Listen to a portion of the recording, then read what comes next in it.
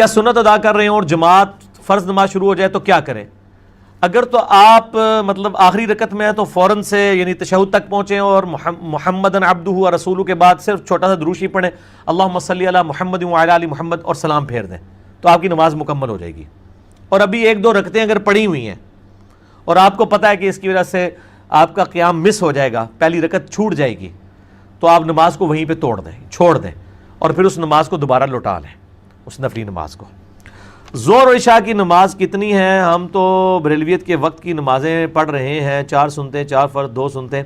میرے بھائی فرض نماز کی 17 رکھتے ہیں، اس پہ میرا کلپ یوٹیوب کے اوپر رکھا ہوا ہے، وہ آپ دیکھ لیں۔ نماز تو فرض وہی ہے، 2 فجر کے، 4 ظہر، 4 عصر، 3 مغرب، 4 عشاء، باقی سنتیں تو ہیں مؤکدہ۔ اب وہ اگر کوئی نہیں پڑھتا اس کو ہم گناہ گار تو نہیں کہتے، لیکن ابو داؤد میں ایک حدیث ہے کہ جب کسی کے فرائض میں کمی نکلے گی تو نفلی عبادت یعنی سنتیں اس کے ایکویلنٹ تولی جائیں گی اور اللہ تعالیٰ اس کے فرض کی کمی پوری کر دے گا، اور وہ 12 رکھتے ہیں۔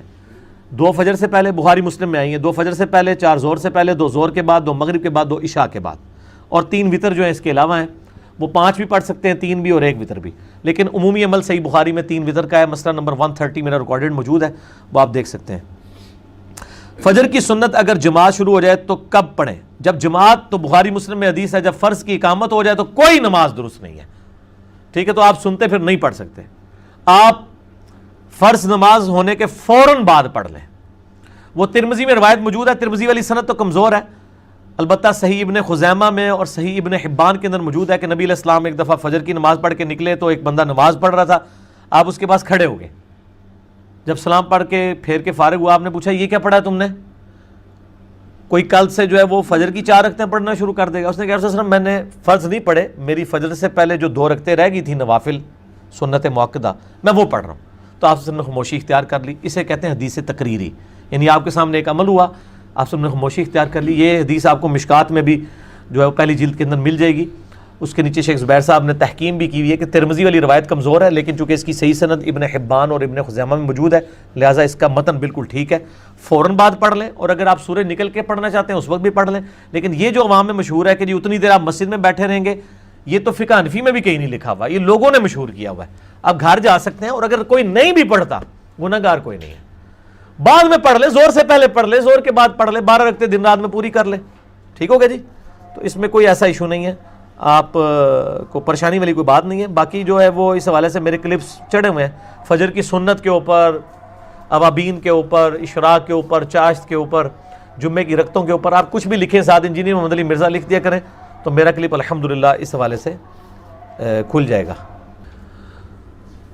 کیا فرض نماز ایک سے زیادہ جگہ پر ادا کی جا سکتی ہے؟ اب اس سے کیا مراد ہے کہ فرض نماز کو ہی بار بار پڑھنا ہے، یا فجر کی نماز بریلویوں کے پیچھے، دیوبندیوں کے پیچھے، ظہر عصر جو ہے وہ اہل حدیث کے پیچھے، مغرب شیعہ کے پیچھے، یہ اگر کوئی پوچھ رہا ہے تو پڑھیں جی، جدھر مرضی پڑھیں، اور نمازوں کو بار بار ریپیٹ کرنے کی کوئی ضرورت نہیں ہے۔ اگر آپ ریپیٹ بھی کریں گے تو ایک آپ کی فرض کاؤنٹ ہوگی، باقی نفلی ہوں گی۔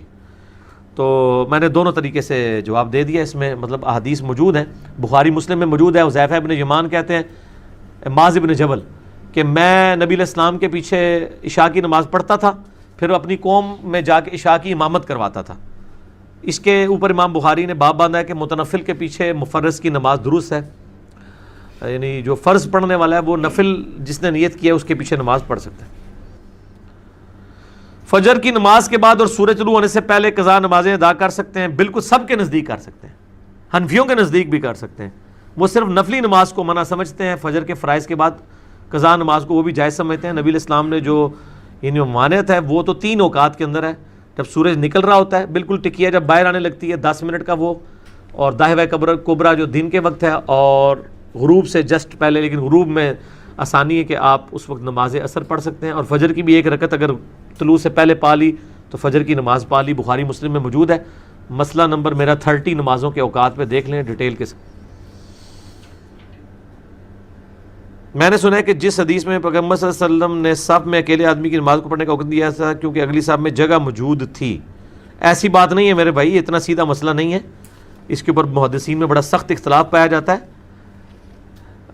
اگلی صف میں اگر جگہ موجود ہو اس کے باوجود کوئی پچھلی صف میں نماز پڑھے تو یہ حنفیوں کی مسجدوں میں آپ یہ عام منظر دیکھ سکتے ہیں، یہ بھی ہو رہا ہوتا ہے، اگر انہوں نے یہ جھوٹی ایکسکیوز پیش کی ہے تو اس کے اوپر تو کوئی اختلاف ہی نہیں ہے اکیلا پیچھے نماز نہیں پڑھے گا. جماعت کا ایک پروٹوکول ہے, جماعت میں آپ نے یعنی اکٹھے ہونا ہے.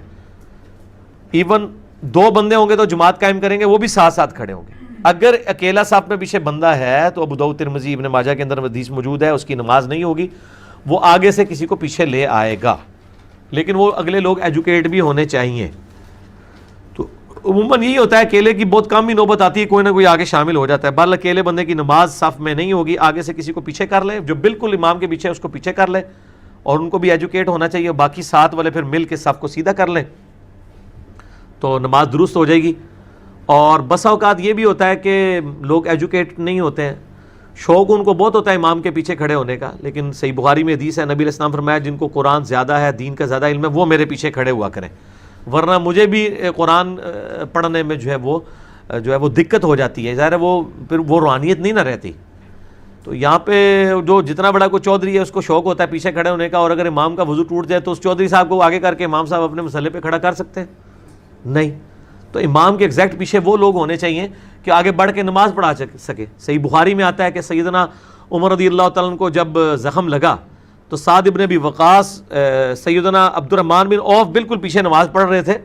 نماز سیدنا عمر تو گر پڑے, کچھ صاحب نے ان کو سنبھالا, اور سیدنا عبد الرحمن بن عوف آگے مسلح پہ گئے, انہوں نے نماز مختصراً پڑھا کے نماز مکمل کی, نماز توڑی نہیں ہے.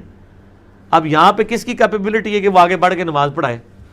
میرا خیال ہے امام کا وضو ٹوٹ جائے تو سارے ایک دوسرے تکڑنا شروع کر دیں گے, ہوتا ہے امام سے پیچھے وہ بھی ٹور پاؤں, ٹھیک ہے جو آنا ہے دوبارہ نیت کرنے ہیں.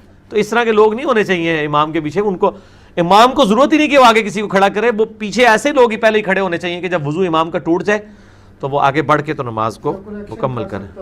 کیا چیز؟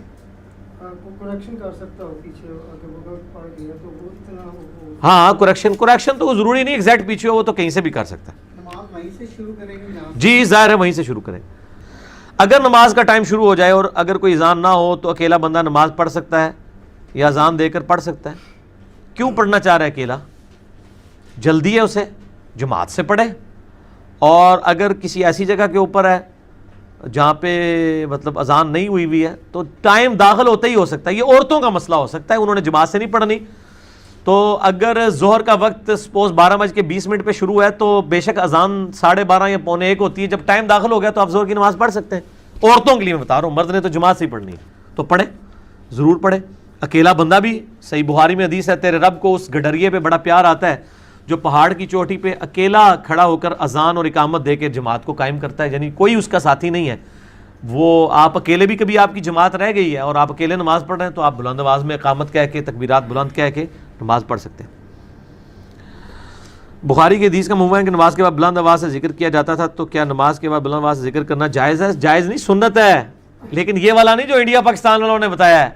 بخاری میں خالی بلند آواز کا ذکر نہیں ہے, بخاری مسلم میں حدیث موجود ہے کہ نبی صلی اللہ علیہ وآلہ وسلم, صحیح بخاری میں انٹرنیشنل نمبر کے مطابق 842 ہے اور صحیح مسلم میں 1316 ہے. ہمارے گرین کارڈ کے اوپر ٹاپ کے اوپر یہ ذکر لکھا ہے کہ ابن عباس کہتے ہیں کہ نبی علیہ السلام کا جماعت کا مکمل ہونا میں اللہ اکبر کی آواز سے, بلند ذکر کی آواز سے پہچانتا تھا. سلام پھیرتے ہی آپ کہیں گے اللہ اکبر, اس کے بعد آپ آہستہ آواز میں پڑھیں گے. صحیح مسلم میں آتا ہے 3 دفعہ استغفر اللہ استغفر اللہ استغفر اللہ اللہم انت السلام و منک السلام تبارک یا ذا الجلال والاکرام. اس کا حوالہ صحیح مسلم 1334 ہے.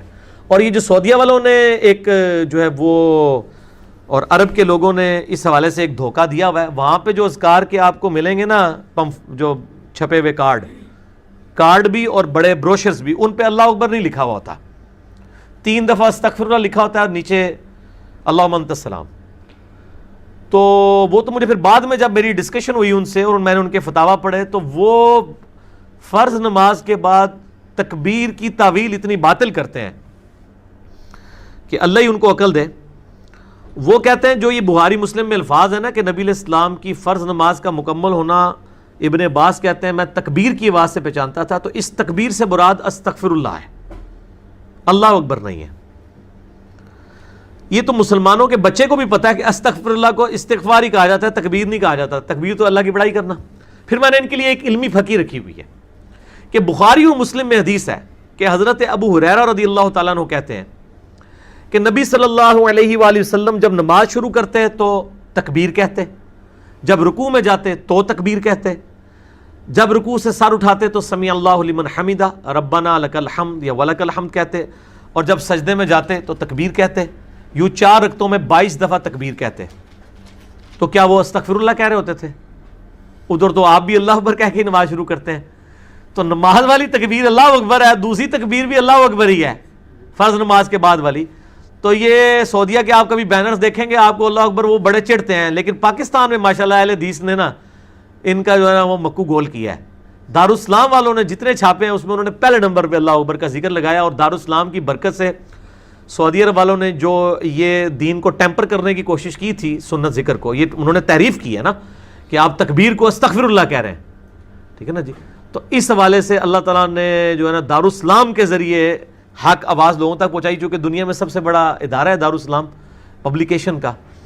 تو پوری دنیا میں ان کے بینرز اب مسجدوں کے اندر بھی لگے ہوئے ہیں، باقی چیزیں بھی ہیں. تو ماشاءاللہ اس حوالے سے حق بات لوگوں تک پہنچ گئی ہے. ٹھیک ہوگا جی. دیکھیں میں نے ایک سوال میں آپ کو کتنے جواب دے دیے. دیکھیں نا جی، یہ ساتھ ساتھ یہ چھوٹے چھوٹے وہ مسئلے ہیں، کیونکہ مجھے ای میلز پہ لوگ آگے پیچھے پوچھتے رہتے ہیں جو کچھ دماغ میں آتا ہے، جو کہ فری سٹائل مجلس ہے نا جی، مجلس میں تو یہی کچھ ہوگا. مسجد میں نمازی فرض نماز کے بعد سنت پڑھتے ہیں، اس وقت کوئی اعلانیہ نعت یا تلاوت کرتا ہے تو یہ جائز ہے ناجائز ہے؟ بالکل غلط ہے جی، کوئی ضرورت نہیں ہے. مطلب نماز کے اوقات کے اندر کیا کام ہے کہ آپ یہ کام شروع کر دیں اونچی آواز میں تلاوت؟ اگر نماز کے وہ اوقات ہیں، اگر نماز سے ہٹ کے ہیں تب بھی ان کو ریکویسٹ کرنی چاہیے کہ مسجدیں ان کاموں کے لیے نہیں بنی ہوئی ہیں کہ آپ مطلب جو ہے وہ اور یہ کیا کرتے ہیں، درس بھی دینا غلط ہے. سلام پھیرتے ہی جو ہے وہ درس قرآن دینا شروع کر دیتے ہیں، سنت اذکار بھی نہیں کرنے دیتے. یہ آپ کون سی دین کی خدمت کر رہے ہیں؟ ٹائمنگ رکھیں، جس نے سننا ہے سنے گا، جس نے نہیں سننا نہ سنے. آپ داروغہ تو نہیں ہے ان کے اوپر. اس طرح کی سختیاں لوگوں کے ساتھ نہ کریں.